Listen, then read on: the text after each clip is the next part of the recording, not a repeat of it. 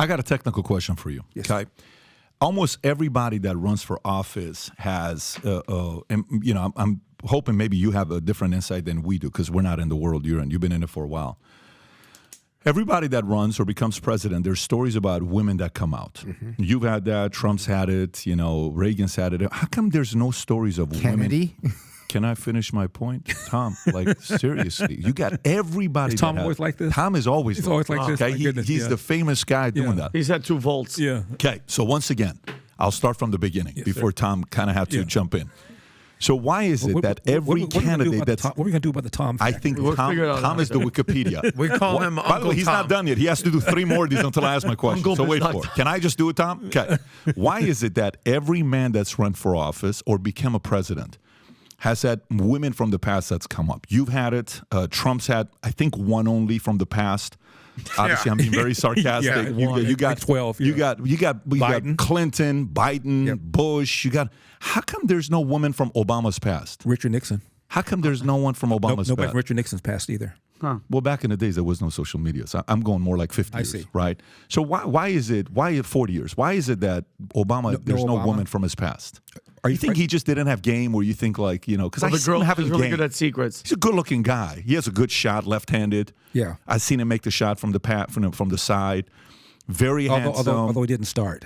He didn't start in high school. He did not. Yeah. He did not start. Well, why do you think? Like, I mean, you know, like, what's it like? Is he that devout of a Christian? Maybe it's because his level of devotion to. Since we're talking about Obama, let me get this off my chest. My disappointment with Obama has nothing to do with any of this, obviously. It's that he ran as the guy that people thought was the guy who was in Boston in 2004. I was in the arena when he gave the introduction speech to John Kerry.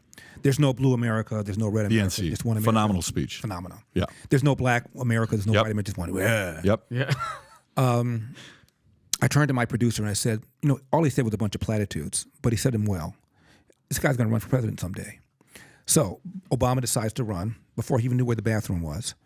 And he's at a black church, and he's talking about how much racism he thinks there is in America. And this is really important. He said, the Moses generation, referring to the generation of Martin Luther King, has gotten us, quote, 90% of the way there, close quote.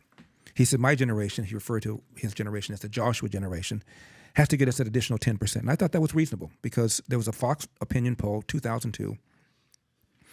8% of Americans think there's a possibility that Elvis is still alive. So you have to write off around 10% of the American people. So what he was really saying, in my opinion, is we've gotten to the point now where MLK's dream of people evaluating you based on content of character rather than skin has pretty much been realized. Yeah. He was on 60 Minutes. This is when he was running. He hadn't yet caught up with Hillary, but he was coming. Otherwise, they wouldn't have put him on there. And Steve Croft, the correspondent, said, Senator, if you don't win, will it be because of racism? And I'm at home, and I said, let's see how he answers this question. Let's see if he gives a Victocrat answer along the lines of what Al Sharpton would say or Jesse Jackson would say, both of whom ran for president, and claim they didn't get there because of racism. And Obama said, no. If I don't win, it will be because I've not articulated a vision. Good for American him. people. That's exactly what I said. Good for him. I said, I'm not going to vote for you. Yeah.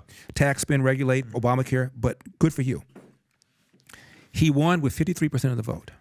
He walked in the Oval Office third week of January 2009 with 70% approval. How? Did all of a sudden people say, you know, I want my taxes raised? I want Obamacare. No, they said at the very least, he's going to put a knife, fork in the notion that America remains systemically racist. Mm-hmm.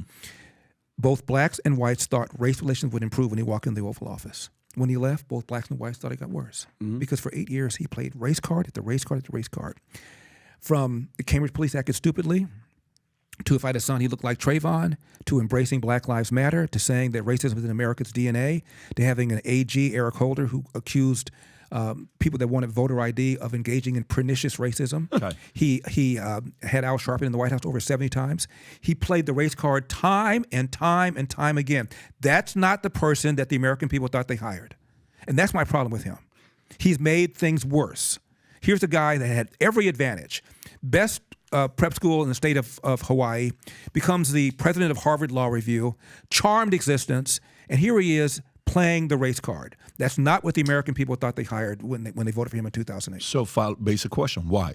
So let me Power and votes. He wants to get black people angry because black people will go in there like lemmings and pull that lever 90%, 95% of the Democratic Party. Do you think because of social justice and equity, whatever the hell that means? Do you think is it his ideas or somebody that's put it in his ear because of some stuff from the past hurting his legacy? Do you think it's him motivated outside motivated? He wanted to get reelected, and he knew that if he it's simple as that. It's simple as that. You think Democrats? You think Nancy Pelosi really believes America's systemically racist? I mean, do you think James Clyburn really believes that? Do you think Obama really believes that? BS. He knows it's not true, but he also knows he wants to win elections. You don't win elections by telling black people, look, think about crime, think about schools, think about jobs. No, you win elections. This guy over here is a racist. This guy over here wants to hold you back. This guy over here wants to oppress you. That's why we got this nonsense about reparations. By the way, notice how Obama hasn't said jack about reparations? His whole career, he opposed them. Where is he? Oh, he's been quiet. Say something. He's been very Say quiet. something. He doesn't want to get canceled. He knows he's going to get canceled. And He wants to remain relevant. He hasn't said a damn thing about this movement towards reparations, even though he's opposed them his whole career. and Larry, I think where Pat was going, He's made things worse. I agree. I think playing the race card the whole time to go in. But anyway, what Pat I think was getting into was about the girl, no female scandal or anything like that. Recently, I mean, last podcast we talked about Tucker Carlson. I know where you were going with that. Yes, and there, here's my question. I'm not going to go there. No, but here's my question, though, Larry. Why Tucker Carlson probably, I mean, one of the highest streaming looked at eyeballs in the history of Twitter, X, whatever you want to call it. Why, out of all people, at this specific time, would you bring up a man who has been on camera multiple times for 25 years, stating, passing lie detector tests, signing affidavits? I don't care about his past. This is what I did with Obama. Why? What do you think the motive is to come up with? I mean, the guy's not getting money. The guy doesn't look well at all. What's the motive behind going on a platform like that? And what's the motive behind Tucker interviewing him, or the guy going on the platform to talk about it? I'm more Tucker. What's Tucker's motivation? I think he thinks it's news. Really? I think he thinks it's a story that the media. I think his angle is the media were aware of this, or could have been aware of this, or should have been aware of this, but they wanted to protect Barack Obama, and they circled the wagons around him. The way they did around Jeremiah Wright. Remember when Jeremiah Wright came out? Yeah. All of a sudden, the media is not talking about this until the video came out with him saying KKK, United States, and then they had to talk about it. Mm-hmm. I'll just ask you directly because these guys are. So I think that's what Tucker is saying, that this was a bombshell story. He probably would not have been elected if this had been covered by the media, and it's an example of how biased the media are. I think that's what he's saying. I'll just ask you directly. These guys both kind of. Don't say these guys. No, don't do that. Don't do that. You ask the question. Don't say these guys. Yeah, don't say you guys. Ask the question. Do I care whether Obama might be gay? Do you think Obama's gay? I have no idea. Don't care. Yeah. What I care about is what I said earlier, that he ran promising to be a racial uniter and divided us and played the race card time and time again. Racism is in America's DNA. Are you effing kidding me? The first time Gallup asked white people if they'd vote for a black president was in the 50s, and only around 30% said yes. Now only about 4% said they wouldn't vote for a black person. So how does DNA change like that? That's what I'm angry about him for. He was a fraud. He was a fraud on racial conciliation, a huge fraud on that. The rest of the stuff, the tax suspending and regulating, I knew that. But you don't walk into the Oval Office with a 70% approval rating.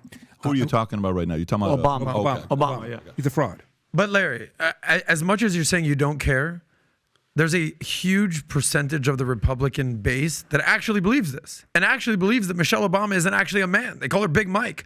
So I know that this is not your thing. I don't know anybody that calls her that. Stop Big it, Mike. Larry. He doesn't know. I He didn't said he doesn't know him. Before I came to Valuetainment 4 years ago, I never even heard that Michelle Obama was a man. I didn't think that Obama was gay. But I've heard this multiple times, hundreds of times. You must have heard this. And what do you say to that? What do you say to the Republican base who thinks that Michelle Obama is a freaking man and Obama's gay? If the Republican base thought that Michelle Obama was every bit as graceful, as attractive as Jacqueline Kennedy, they still wouldn't have voted for him because of his policy. So it doesn't matter. It's inconsequential. I don't know, Larry. I think you're skirting this one. No, I'm not. Well, but because some people are saying this, like I've heard, and Pat kind of brought it up, but I've been hearing this too, Larry, that the reason Tucker brought this up and had this guy speak is because, and how many times have we heard it, Pat, from how many people that Newsom's out, Newsom's saying he's not going to run. Yeah, the Kamala thing is a possibility, but that Michelle Obama is going to come in and say, hey, listen, I need to save this. Everybody's all messed up. Nobody's really running. Joe Biden's dying in front of our eyes. So you think Tucker's motivation is to make sure that Michelle Obama doesn't become president? They're saying, I didn't say it. What I'm saying is people have been saying online that this is one of those, okay, if she does announce that she's running, they're going to have to address this fact. Because I've never seen anybody ask Obama on camera, hey, just really quick, are you gay? Have you ever done any gay homosexual activities? Never once. And they've been silent since the day that this came out, Larry Sinclair. Michelle Obama took a flight to Spain and hung out with friends, and Barack didn't go with her. Just saying. So if you like this clip and you want to watch another one, click right here. And if you want to watch the entire podcast, click right here.